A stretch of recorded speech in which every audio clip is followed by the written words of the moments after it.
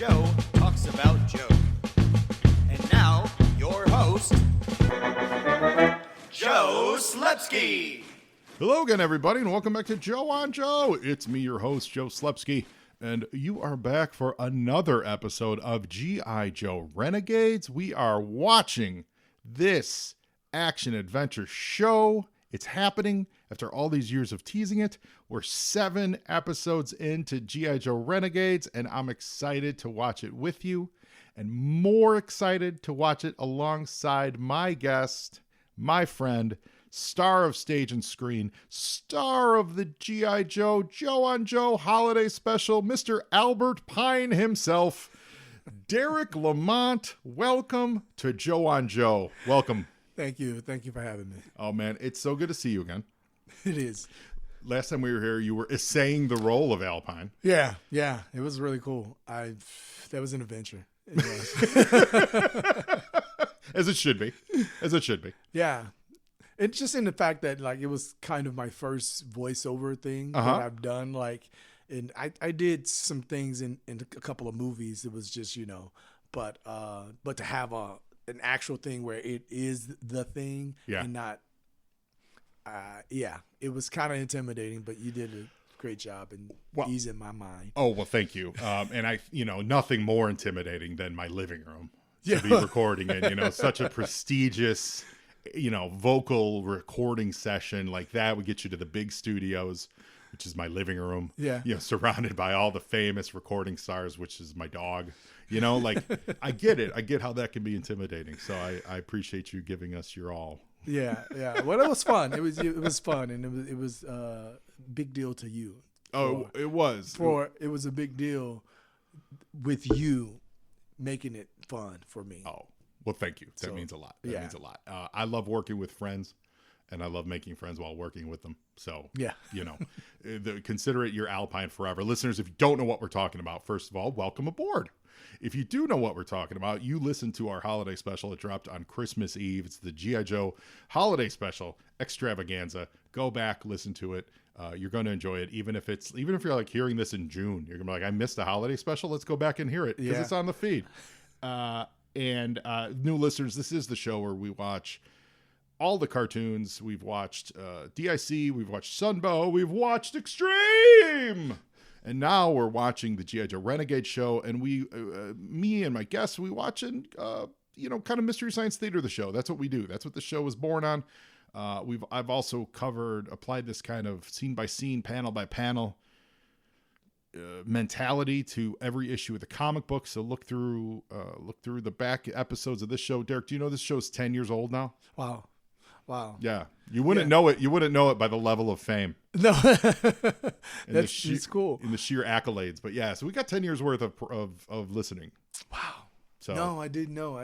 I'm excited to watch the episode because I don't know that I've seen episodes since I'm young. Yeah, well, this is young for me too. That's what I've been enjoying about Renegades it's a little more mature in the sense of there aren't flying birds and talking birds and I guess birds do fly, so that flying birds would be okay. Talking birds would be a weird thing. You know what I mean? It's more grounded in a little more harder, more realistic. So it's a new adventure. lens. It's a new lens. Yeah. So I'm enjoying watching it through that. I'm finding that it's not as much stupid fun. I love me some stupid fun cartoons, but it is very well made and really enjoyable to watch. Okay. So I'm looking forward to watching this with you. Excellent. It is the second part of an episode about the origins of Snake Eyes. So you're really at an arrears here. Well, I'm gonna have to go back and watch that one after. We will. We'll get you caught up. So Derek, you're out here in LA. You're at LMU. You're studying at LMU. You're in the theater pedagogy program. That's why our paths cross, because you happen to be in there with Toilet Teal, my wife. Yes. And you've been acting you acted a little in New York, right? Yeah. Walk us through your acting journey. You're out of Arkansas. What's going on? Born and raised in Arkansas. In high school, I was mostly into sports. But did do a show in high school, and then majored in business. And the show was Newt Rockney All-American. Yeah, well, no. Here's the thing: the English teacher was the also the drama teacher. And I wasn't running track that spring semester, so she put the play on my desk and said, "Learn your lines. This is who you are. Come to practice." Oh, that's cool. I was a football player. You were. In the show. They needed a football player. in the show. So I was totally typecast. I was joking. You were Newt Rockney All-American. I said I began my career as typecast. You're like, you fit the suit. Yeah. But once I finished my eligibility in college because I got a scholarship and played ball in college. Where'd you go? Southern Arkansas University. Cool. Home of the Mule Riders. Mule Riders? Yes. Awesome. Like we're riders, yes. Horses, it's a little much. Horses are a little stretch. Give some mules. You're trying to get fancy with the horses. Yeah. We'll get there when we get there. We're not in a hurry. We're not going to be scary about it. We will ride these mules, and we respect these mules. Yes. We are the Mule Riders. Yes. Got it. But I majored in business. Right at the end of the college career, I took an acting class, remembered the fun I had, and was like, okay, this is what I'm doing. Cool. And ended up going to Circle in the Square Theater School in New York. There's a 2-year conservatory program. Awesome. And spent 10 years in New York doing theater up and down the coast. Shakespeare was lovely. And then moved out to LA for like 5 years. Didn't the markets run different in New York and LA? Mm-hmm. And so I came here doing the New York hustle, and they were like, "What are you doing, dude? Slow down, fall back." Yeah. So I was here for 5 years, didn't quite catch the rhythm of it, and so I moved to Atlanta and started working in Atlanta. So much business in Atlanta, yeah, TV and film. I think the last movie was The Great Lillian Hall. It was on HBO. Okay. It had, I think, Katie Bates won a Golden Globe. Kathy Bates. Kathy Bates. Great. Oh, I call her Katie. You call her Katie. I feel like we're friends because she's from Memphis, like 45 minutes from where I grew up. And I was like, oh, that's hometown. Yeah, you guys were. But I've never met her. You guys were crafty, and you were just like, "Hey, Katie." The day I shot, about Misery a little bit. The day I shot, I didn't. She wasn't there, and so I didn't meet her. No. I was trying to get back on set. I was calling production. I was like, "Hey, I know I'm not working tomorrow, but can I come on set so I can meet?" And I didn't get any answer. She's awesome. She is. I'm a fan. I love her work. That's great. So what? I remember looking at your IMDb. What other shows did you spot on? The last one, since I've been in school for the last 2 years, it's been kind of slow because my focus. Yeah. But Them. Season 2. That's the one I was thinking of. Right. Yeah. I was in the first episode of that. The one most people recognize me from is Black Lightning. Right. Yeah, I think it was episode 3. It's the Black Jesus episode. Okay. Yeah, I play a father. Is that season 1? Yeah. Then I've seen you. Yeah. I enjoyed that show. Yeah. I like that show a lot. I think I saw the first 2 seasons. Yeah. Or all of season 1 and most of season 2 or something. It's interesting because the first season they were still trying to find their way. Yeah. And then should I tell this story about Tell it. Well, here's the thing. When I got the episode for my scene, the episode I was in, it was written in that there was a love affair between Black Lightning, the principal, and the vice principal. Oh, who is actually starring on Matlock now with Kathy Bates. With your friend Katie. Yes. However, when I got to set, or when the picture showed, that's not because that was. Because he was trying to get back, like he was separated from his wife. He was separated from his wife, so that was potentially the reason why he was separated from his wife. Yeah. But they went in a different direction by the time it came out. the actual separation was because he wouldn't stop being Black Lightning. Yeah, and Jefferson Pierce. I loved the fact that they did that. Yeah. You know, because it showed a really strong family unit and people working together to try to make things work. I agree that with relationship. you. I do remember that. I agree with you, and that is more what Jefferson is like in the comics, where he's just like it's not about him struggling with who am I sleeping with. It's about his struggle with how can I help these kids, as we like to say. How can I help these kids, but also fight this crime and this dual identity. He's very him being the principal. I always liken him to like Daredevil.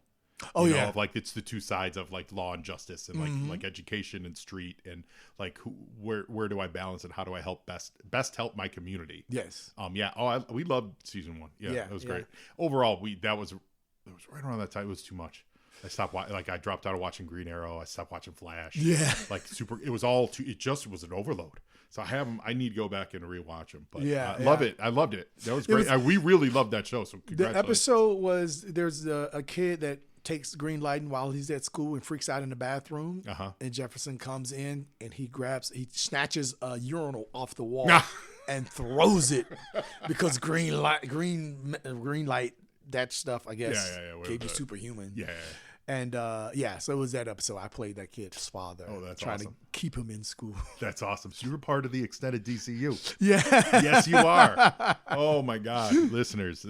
He's Alpine. He's a member of the DCU. Is there anything Derrick LeMont can't do? Well, we're not going to put limits on it. No limits. No limits. Speaking of no limits, you are now this episode, we're recording this in January. I'm going to do my best to get this up before your show here, but we're going to talk about it. So this may or may not be dropping before it. You said you won't have a problem moving tickets, so I'm not going to feel guilty. Yeah. But you're currently assistant directing on a show called Sweat over at LMU. Yes. Kendra Ware is directing it. I'm assisting her, and the show is called Sweat. By Lynn Nottage. It's an interesting piece. It's set in Reading, Pennsylvania, a small town in Reading, Pennsylvania. It's set in the 2000 to 2008. And that's around the time the NAFTA, the trade agreement started happening, and a lot of the jobs end up going out of the states into other countries. And so this is set right during that time where you have these family members that, been working at this place for all this time and the jobs are trying to shut down. It's interesting. It's basically the conflict between, a group of people that want to advance, and then there's a group of people that are like, well, this is what we do. This is all we know. Why are you trying to do something more? So that's the big conflict of it, but the bigger issue is this plant is now pulling out of Reading, and now what do we do? Because this is all we've known. Grandpa, sons are working in that has worked in that plant. So now they're trying to, at the end of everything kind of breaks down like anything does when it's a small town that's been dependent on these factories. Then when all these jobs go. What do you have to rely on? Crime rate starts. Yep. People get angry. They don't know how to survive. I mean, it happens. And I grew up in a small town in Arkansas where when I was growing up, there was like 4 different plants there. And everyone worked at the plant. And most people worked at the plants. There was plants like 20 minutes away. And it was a vibrant community, had adult softball teams, little league teams, men and women. They'd be putting on shows, It was really great. Boy Scouts and all of that. And now the only factories are the prison, the federal prison, 20 minutes in one direction, and the state prisons in the other direction, So it's kind of sad that, that has happened, and then crime rate goes up because there's no jobs. There's nothing for the kids to do. And that leads to the disillusionment and the anger that we now are seeing in America that has led to a lot of the current problems that we've had for the last 10 years. Yeah. So it's but it's a good, it's a great thinking play. It's a great it's the relationships in this piece. There's 3 women that are best friends, been growing up, you know, and their interaction with each other in this bar is set in a bar. Oh, okay. Where that's where they go to blow off steam, and yeah, you know. So yeah, so it's going to be a really cool piece, and I'm excited about it. Exciting, yeah. Large, like is it large cast, or is it like a 3-hander or something? Or no, it's 9. It's 9. Oh, it's great. 9 characters. Yeah. Yeah. So and you primarily work with you casting on college age students, right? Yeah, so it's a college production, and we open it up to the acting students, but anybody could anyone at the audition. School anyone at the school could audition for it. Yeah. How do you like working with the young kids like that? It's interesting. The college students. So here's the thing. I'm teaching this semester also. Awesome.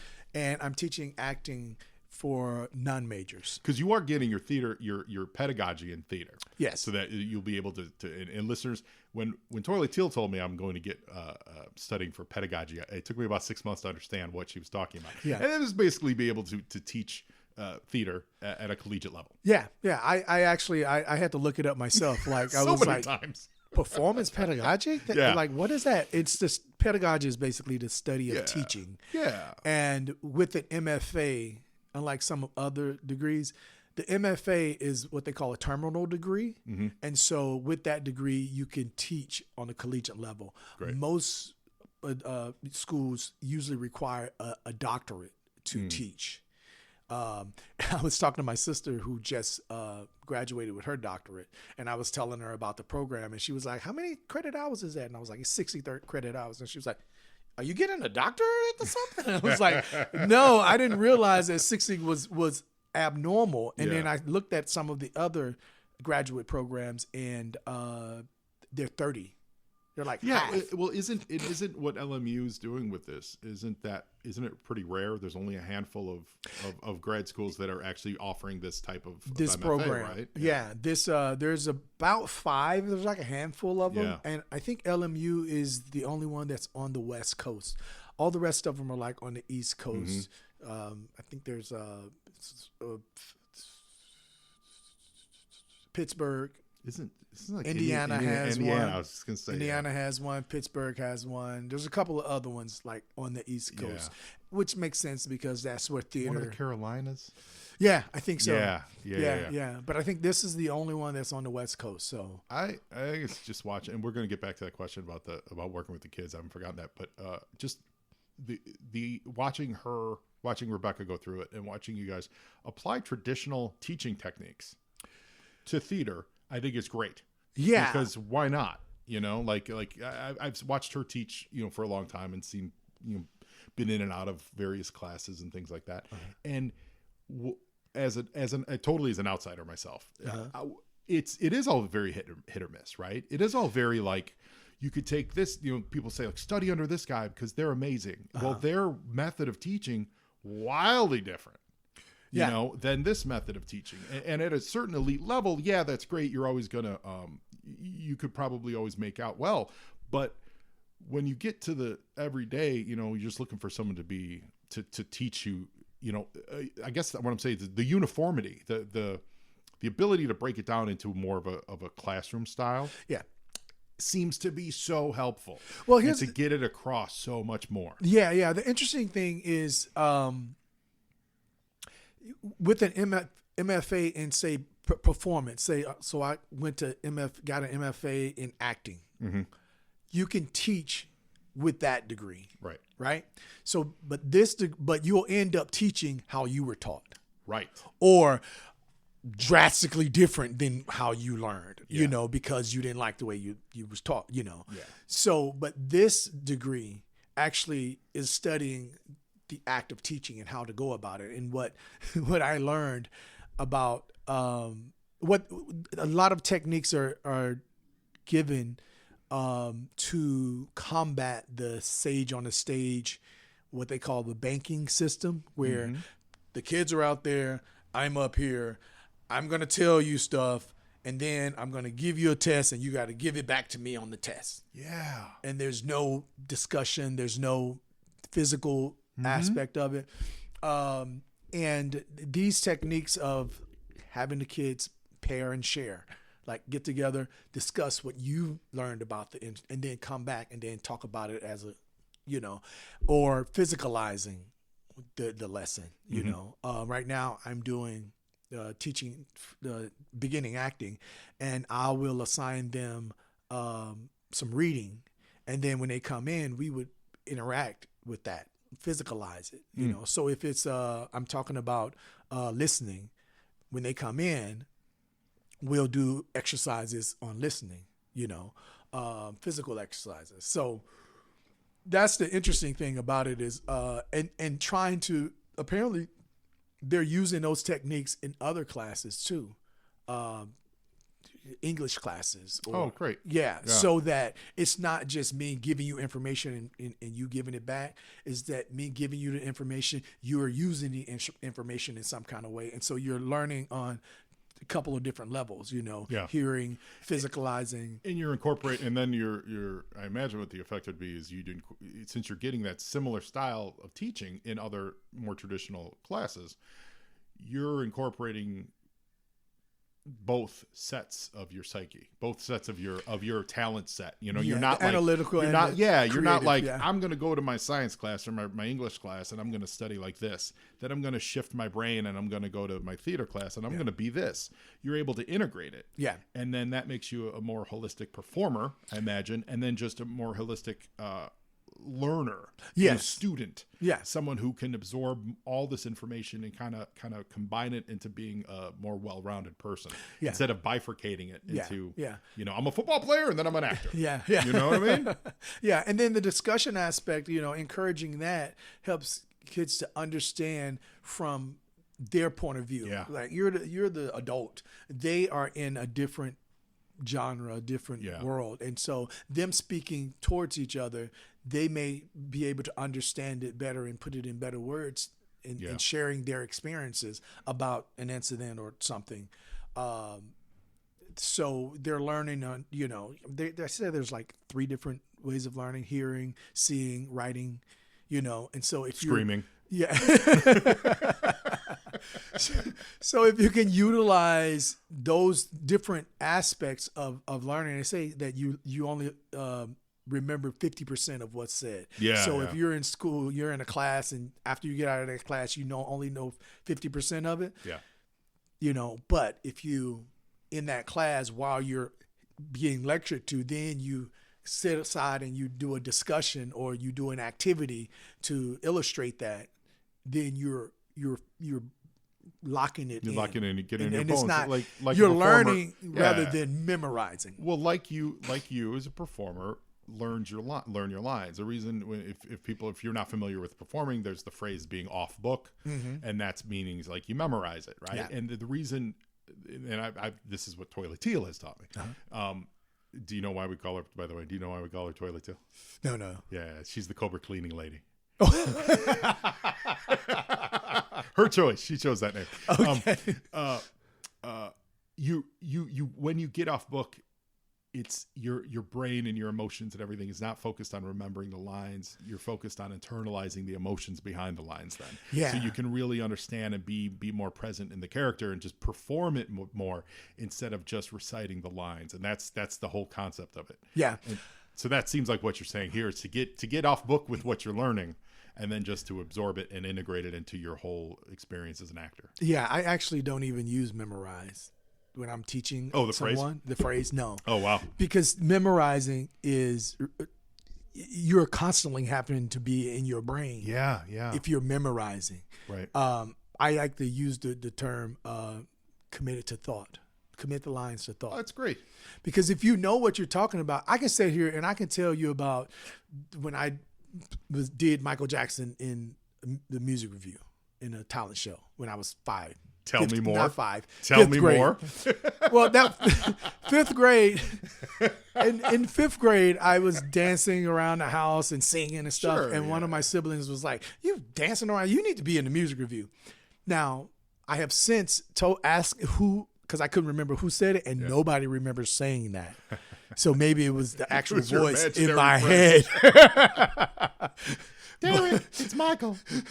But Derrick, you need to be in a musical review. So in the 5th grade, my older brother, bought me a jacket, bought me an album. Oh, so you had the shiny jacket and the glove? The zipper jacket? The zipper. Oh, the zipper. Oh, yeah. Right. Yep. Okay, yeah. And my mom hand sewed sequins on the gloves and socks. Oh, hell and yeah. I was Michael Jackson singing Billie Jean with the beaded outfit on. Awesome. I get it. Oh, that's great. So I can tell you that because I've lived it. I know the details of it. So when I teach, I ask that you read the script multiple times and understand what's going on in that script. And if you do that, if you understand everything and why they're saying everything, then learning the lines, it's easy because it'll just make sense. If it's written well, it'll make sense. Yeah. So you will learn the lines. And you won't have to be working on emotion, working on thinking about what the next word is. You know, you'll go into that scene because you've already set what this relationship is. If you know the relationship and you know the situation you're in, if you really know it, then the lines are easy because they're just going to make sense. I should say this when you say that. Yeah. Because you're my best friend. Right. You know? Yeah. Yeah. So I'll just share this and this without commenting. My writing may be terrible, but one of the things that I enjoy about putting those specials together is finding those moments of they're saying this because of that. And so like when we sit and direct and we, do the recordings, if I know that I've done my job when I'm able to explain why this person is saying this. Yeah. If I, when we hit a line that maybe I don't really have a great understanding of, in my brain I go, maybe I could have reworded that, or maybe I should have given a redraft on that scene, because it's not as clear or it's not even in my own memory of why that person's replying the way they are. But when we're recording with all my players, when I can go, okay, here they're doing this and this is why, and then the very next line I'm like, okay, now they're feeling this emotion and now they're feeling that emotion. I feel so much better and comfortable, whether or not it's funny or great or terrible or whatever, but I feel like I've done my job is what I'm trying to say. You know what I mean? No, because I found those moments of there's a reason why they're saying this. Yeah. Quality, set that aside. I'll leave that up to the listener. But there's a reation why I put that in the script, and so let's get to it. When there's no reason, then I do go like, oh, I didn't really need that. That's just filler, whatever. Well, I think it's so true. That's what you're saying. It was really wonderful when we were recording and you were doing that. I was like, oh, okay. And then to explain like, oh, well, I know it sounds like exposition, but it's only a radio, basically a radio show. So I have to put that in. And I was like, oh, that makes sense. That makes sense. That's the other challenge so too. Yeah. So my friend, Matt Plossman, if you're listening, Matt, who played Mainframe on the show, on the episode, he's a writer. He works in Hollywood. He's a assistant to some showrunners, and we sat down to record his stuff, and he goes, it's a little overwritten with the names, and I go, I know that. I go, it's all radio. Yeah. And he goes, yeah, you're right. Good point. Like, it has to be. It has to be visual. I can't. We're not looking at each other. Yeah. Trust me. I wouldn't say each other's names 5 times in every other word. If I thought people could really distinctly remember who you're talking to. Right. So yeah, I'm aware of that. But but I think if you're listening and you've. This may not specifically be things that you do, but everyone's creative in some way. Yes. And these are the kind of things we're talking about of like creativity, not necessarily for a purpose, but the art of it, the act of it usually finds meaning. There's usually a meaning in it, whether you're drawing or whether you're writing or whether you're sculpting or whether you're just whether you're cooking. Yeah. There's an expression of emotion that gets through that when you're really channeling it. And I think that's what we're talking about is you're finding the truth in whatever project you're working on, you're finding the truth in it. And that's always so much more rewarding. Yes. I mean, you put a part of you in whatever you're doing. Yeah. Anyway, and especially in creative, then, it's what you've seen is what you experience is what you, and so if you're writing or drawing or whatever, all of that is you. on that paper. Mm-hmm. You know? And ultimately, when you're happy with that and satisfied emotionally with that, the outcome, the reception is never going to matter. Maybe not never, but it's not going to impact as much. If it doesn't change the world, or if it or maybe it doesn't, maybe it doesn't hit all the goals you wanted to, or maybe whatever. But you look at a thing and you go, man, I know I did my best on that. I know that I hit the thing that I wanted to hit with it. I'm happy. And usually, let's move on. It's those things that you have these. That's why you have all these true stories, or these this was based on a true story. It's because they're putting themselves into that. And if you put yourself into it, I write too, and sometimes I'm like, I get caught up in format, this, but if you just write it and get it out of your system, or whatever that thing that you do creatively, and you've not like, oh well, I don't know if I just do it, just do it, right, just put it on the paper, just hammer two boards together to figure out how to do it, and it's all about trial and error. I agree. Do you write much? I do. Yeah. I haven't done much lately because but I've written a couple of screenplays. Great. I wrote a pilot. I've written during the pandemic. I was at home just writing. You were. Well, that's great. We were at home not writing. We were all at home. We weren't writing. You were being creative. I was stuck in Arkansas. You were in Arkansas. I was because I had just did some traveling for like 2 months, and then I was going to visit my mom. And then I was about to go back out and realize everything was shut down. So I was like, okay, I'm just gonna stay here with my mom. Okay, yeah, why not? And so I wrote. I've actually written a stage play.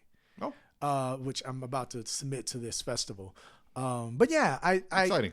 I got into it. Actually, I wrote a play, a film that me and a friend from my hometown, Audra Bryant.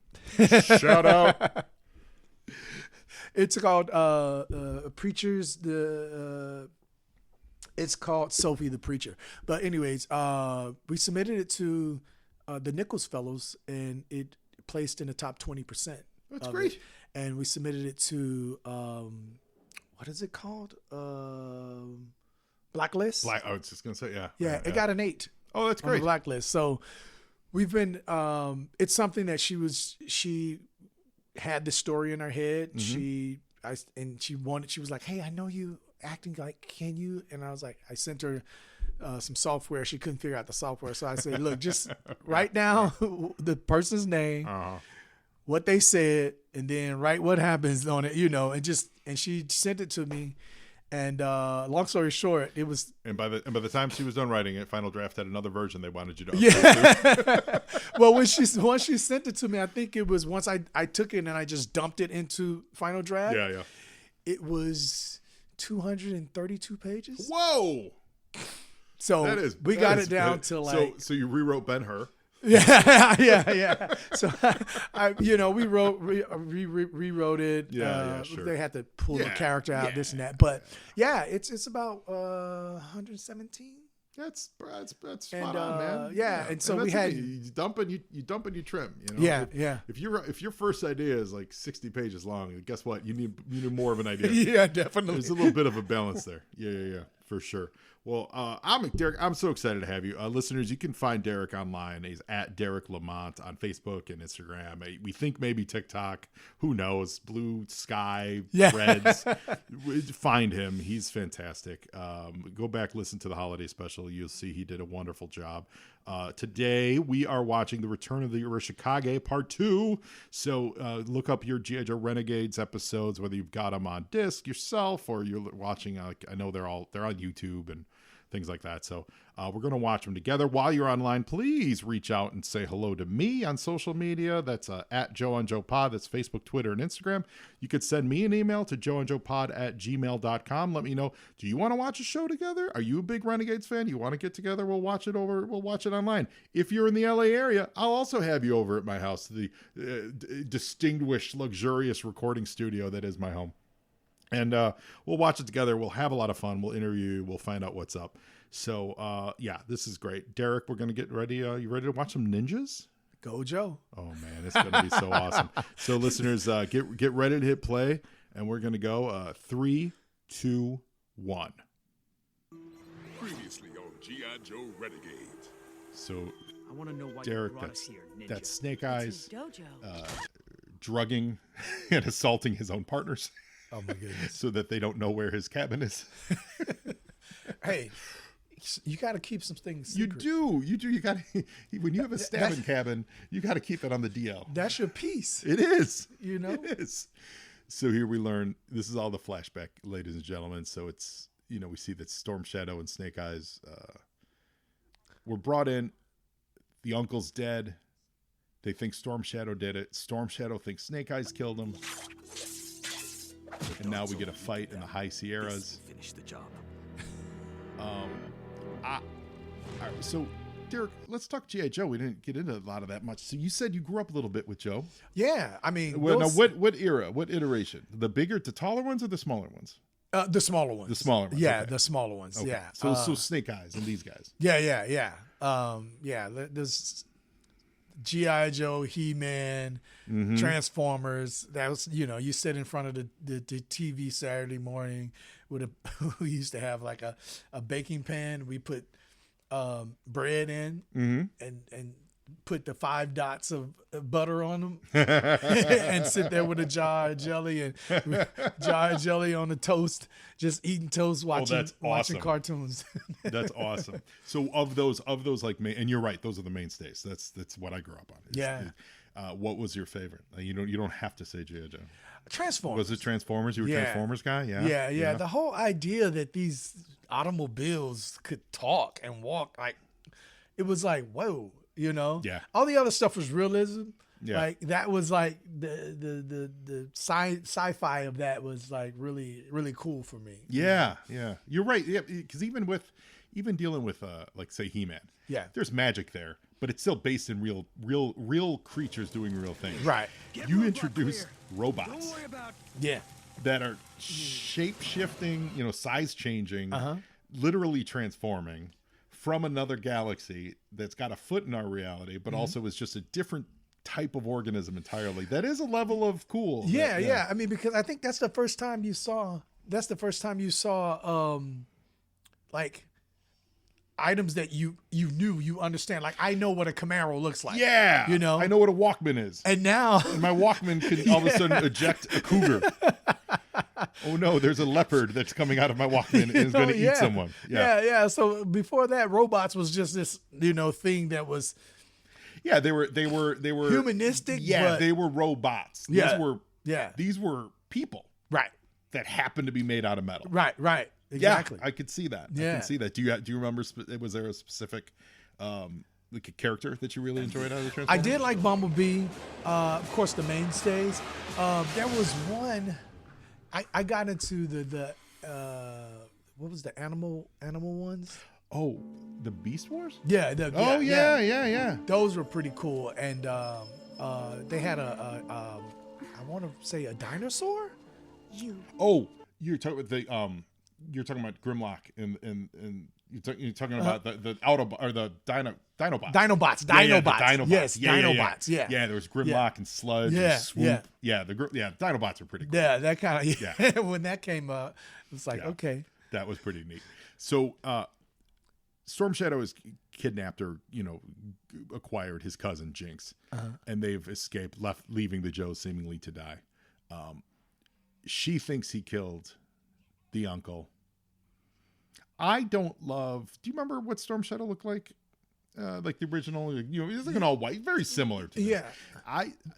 But wasn't his face covered? Was his face covered? His face was fully covered. And in this iteration, he's got like this. The way they give him a cap, like it looks like he's half doing like in and out takeout, like it's a weird look. I can't honestly, I do appreciate the way the show looks. Like it's a good looking show. It does. But there's something about his design that just is unsettling to me, and I don't necessarily love it. Well, when you're a G.I. Joe, person, and you're looking for it to be what you remember it being. Yeah. So Snake Eyes just saves Duke out of the burning bunker. He says he should have left him to live, but Snake Eyes says never leave a Joe behind. He did use ASL, actually. Yeah, did he? Yeah. But now here we see, and this is actually a plot point that's important. Scarlet starts having an allergic reaction to those poison, the darts that. Yeah.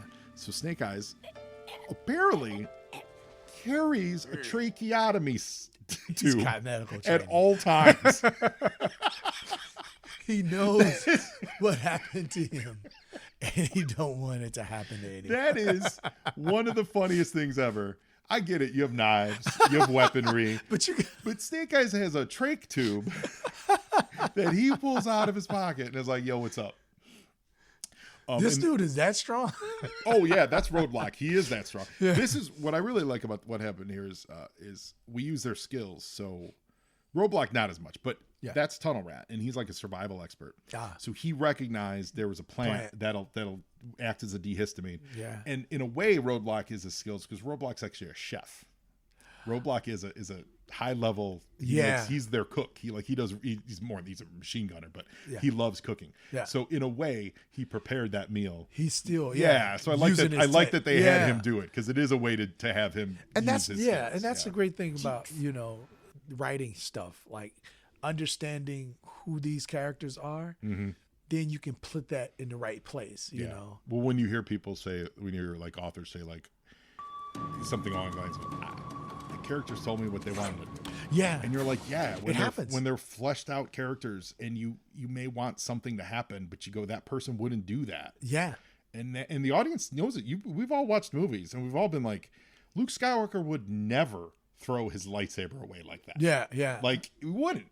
Not to get into that debate. Angry people out there. But you know what I mean? Like he wouldn't. And that's why it stands out. At least let's just say whether you agree with that movie or not, but that's why it stood out because it is something that absolutely is in opposition to the character that we knew up to that point. Right. And they may have thought of reasons why, whatever, but you know, and if you're gonna have them do something that's a little out of character or something, you need to show why would they do that, right? Exactly. Show us the why, not just they do. Like when writing, when I know I had that experience where I'm writing, and then the character would do something. I'm like, wait, why? Yeah. And it's just, it just comes to you and they start speaking to you. I find, for me, sometimes I find that it tends me off. Listeners won't be surprised at this. Tangents. Literally, because I've been known to go off on tangents. Yeah. So as I'm writing and I'm like, oh, what if this person did that? And all of a sudden, like I have a whole outline. I have pages of outlines that I wanted them to be there, and I go, I'm nowhere near that because this guy decided he wanted to do this, or I wanted to explore that day. Maybe we'll keep doing that. Maybe we won't. Yeah. I don't know. And I'm not just talking about the stuff we put up on. On the podcast, I've written scripts and, things like that. And it's always just like the further away from the start, the more I can wander off of because I'm having fun with the people. Yeah. And I'm like, that'd be fun for this guy to do. Yeah. Yeah. And I feel weird, and I'm not saying it's good, bad, or ugly, but it's a challenge. And I think that's part of the skill of crafting a story is being able to rein that in though. Yeah. Yeah. That's what I was about to say. It's nice. But when you find yourself going too far off of what you've created, you got to rein it in. You got to kill your babies. You got to find that story. And then sometimes, that story will evolve. You go, oh, I never thought of that, and let me adjust this outline to that. This is actually pretty vital. So right now we're Snake Eyes and Storm Shadow are just starting their first fight, which is pretty dope. So this is actually a pretty big moment for the show. This is the first Snake Eyes Storm Shadow fight that the show is getting. So that's pretty awesome. And it goes on throughout this rest of this episode. So it's this epic fight in the trees. But pursuant to what we were talking about, that is how all the characters we're talking about with G.I. Joe, and G.I. Joe written by Larry Hama, and he has said on many, many, many, many occasions, and a lot of writers from the 80s wrote the comic books like this, is they went month to month.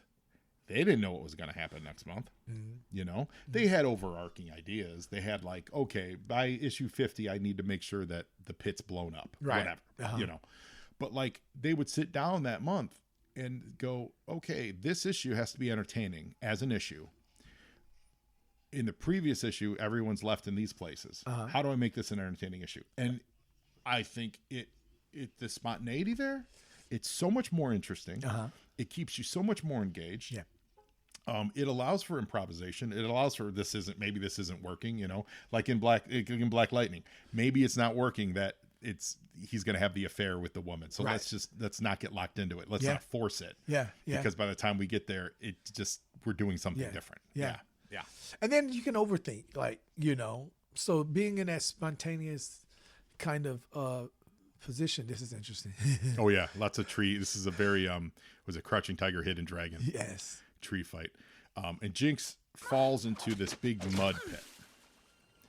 And it's starting to rain, and her sword is halfway up. She can't reach it. While the guys are fighting in the trees, she's kind of stuck in this. This reminds me of this movie. You ever seen? Oh shoot, what's it called? I think it's either Korean or Japanese movie. It's about a guy that's stuck in a swimming pool, so picture this: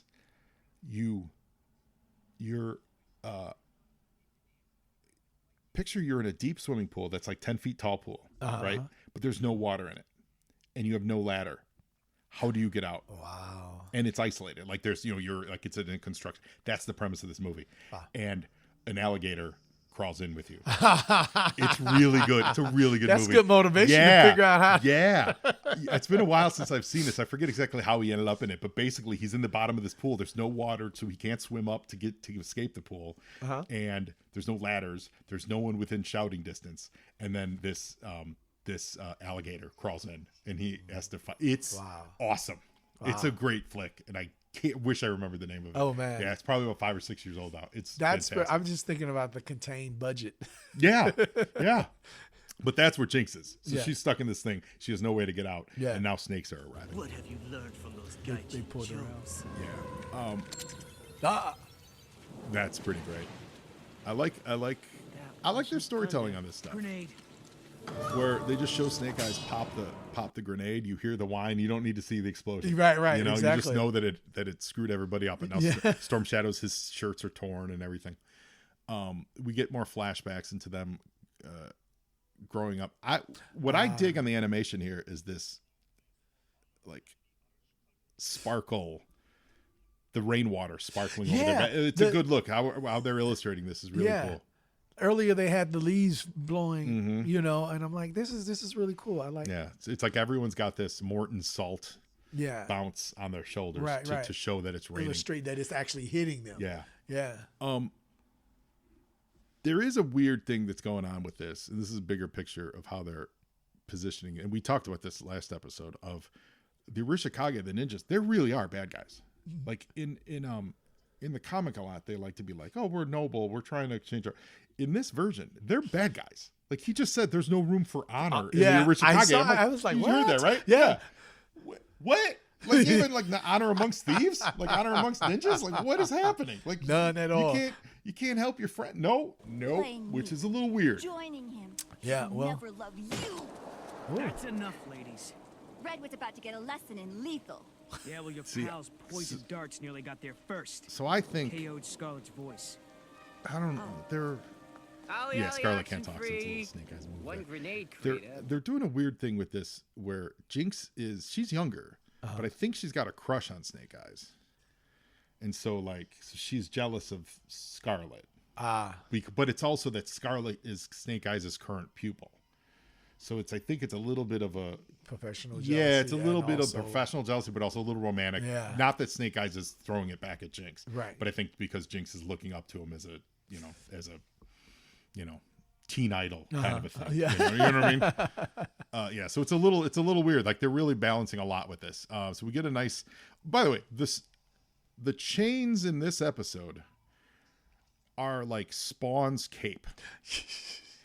These are metal chains that are used in wild fashion. Later on they use it to save someone falling off a thing, that it's like a bungee cord. Yeah. And I'm like, that's a metal chain. That is not a bungee cord. How do you store that? How do you walk around with how that? is this happening? You're using it like a bungee cord. That is a metal chain you're using. But that's okay. It's what cartoons are all about. Yeah. So this is a classic take from the comic. See, that ain't right. No honor. In the comics, the way Hama told it. Blow is a relic from our past. See, the relic from our past. Like he's like, so the old man is trying to change the clan. That's what it is. The old man's trying to turn them into better dudes, and he sees Snake Eyes as the opportunity. I think that's what we're saying. I'm figuring it out in real time. For I always knew the truth. He plotted to betray him. Yeah, he did. In the comics, they set it up. There was they give that scene and is told like they're fighting, and if Snake Eyes beats Storm Shadow would lose a lot of face in front of his uncles and stuff. And so Snake Eyes specifically allows Storm Shadow to win, but without Storm Shadow realizing it. But the one uncle is like, like Snake Eyes is such a good swordsman and such a better ninja that he was able to basically trick Storm Shadow into thinking he won so that he wouldn't lose face in front of the clan, because Snake Eyes is the outsider. Right, right. He's not, he's really not there to take over, So we get a little waterfall action. There is a rock here I want you to pay attention to. Last time I checked, when they draw rocks at the edge of the waterfalls, those rocks have been there for quite some time. I'm pretty sure we're going to see a rock here that just decides to leave. But, so we get, there's 3 rocks. It's think like Revenge of the Sith, like, Obi-Wan Vader going at it. But it's Jinx, Snake Eyes, Storm Shadow on these 3 rocks at the edge of a waterfall. And Jinx needs to know the answer. Did he kill her I dad? witnessed you slit Hardmaster's throat. Do you deny that? So the truth is coming out. Snake Eyes learn ASL. You didn't take his life. Snake Eyes is denying His it. throat? Kim, I am your So family. Snake Eyes said I he am cut all his that you throat, have but I didn't left. kill him. Right. Because of him. Which is true because he's Which trying is to true give him because the he's air. trying to. This would be the time for Snake Eyes. See these rocks? They just unmoored themselves. That seems weird That is. because I feel like Just at that they were just moment. waiting. Like really? That seemed convenient. And this is the chain that I'm talking about. Look at this chain. Snake Eyes is about to die, and Duke jumps off with this chain. That's like a bungee. That is the longest chain. That is. You see what I'm saying? Yeah. That's crazy. Fun. Don't get me Fun. wrong. Yeah. But crazy. Exciting. Yeah. You see Snake Eyes' face too for the first time. And- It's doesn't look all jacked up either. It doesn't. They're not showing any scarring. So we'll see. I don't. Again, I'm watching this in the moment, so I haven't watched forward. So I don't know if they eventually show that he's all scarred up, because in the comics he's all jacked up. Yeah. So I don't know if that's the case.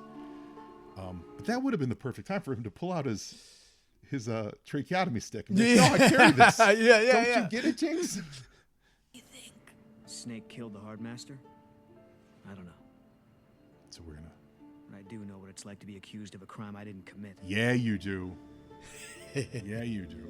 And so Snake Eyes is remembering back to that night. So this is now for us, the viewer.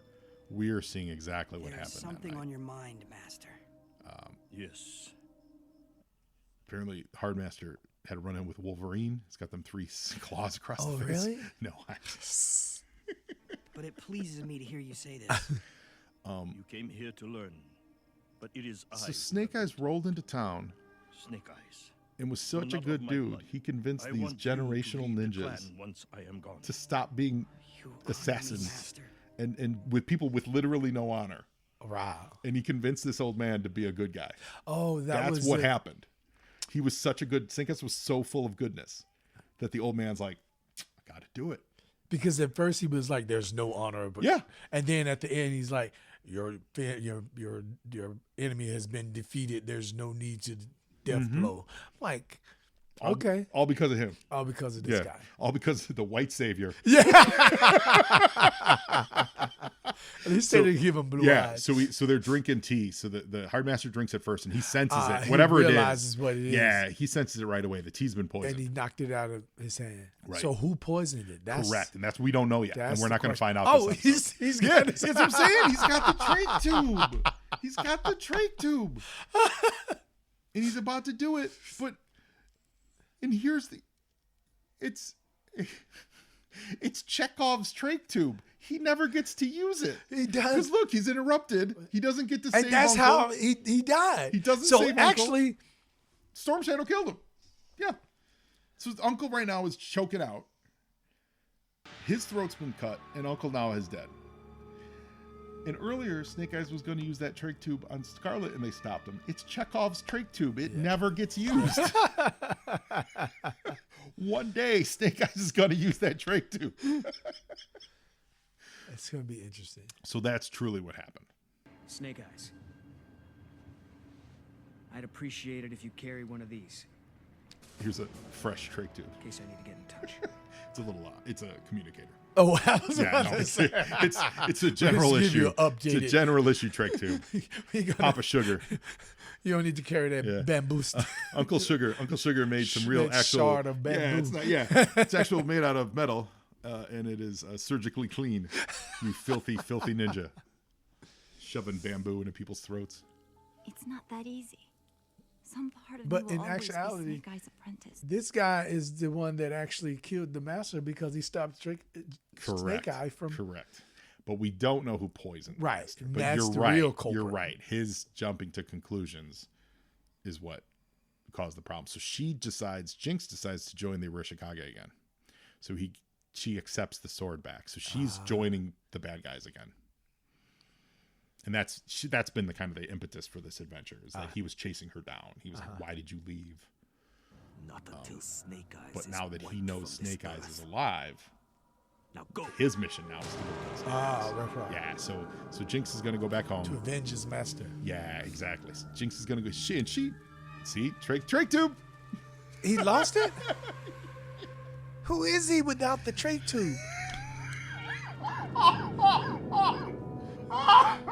He's gotta go do some soul searching now. Who is he without the trach tube?